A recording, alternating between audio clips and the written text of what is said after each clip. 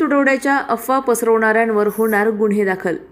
अहिल्यानगर जिल्ह्यातील नागरिकांसाठी अत्यंत महत्त्वाची प्रशासकीय माहिती। सोशल मीडिया आणि व्हॉट्सॲपवर पेट्रोल, डिझेल आणि गॅसच्या तुटवड्याबाबत पसरवल्या जाणाऱ्या बातम्या पूर्णपणे खोट्या आहेत।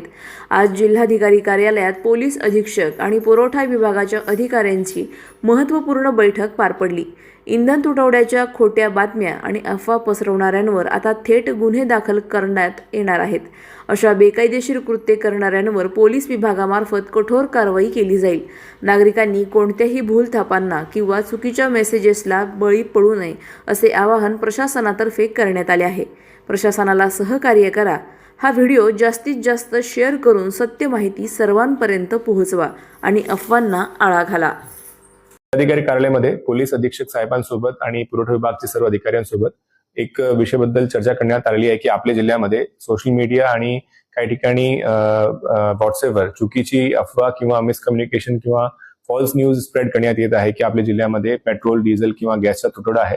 असे जे इलिगल ऍक्ट करणारे जे लोक आहेत त्यांच्या विरुद्ध स्ट्रिक्ट ऍक्शन आम्ही प्रपोज करतो आहे आणि त्याच्याबद्दल पोलीस डिपार्टमेंट सोबत कारवाई करून त्यांच्यावर गुन्हा दाखल करण्याची सुद्धा कारवाई करण्यात येईल। तर मी असे अफवावर कोणी विश्वास ठेवू नये याच्यासाठी मी सर्व नागरिकांना परत विनंती करतो।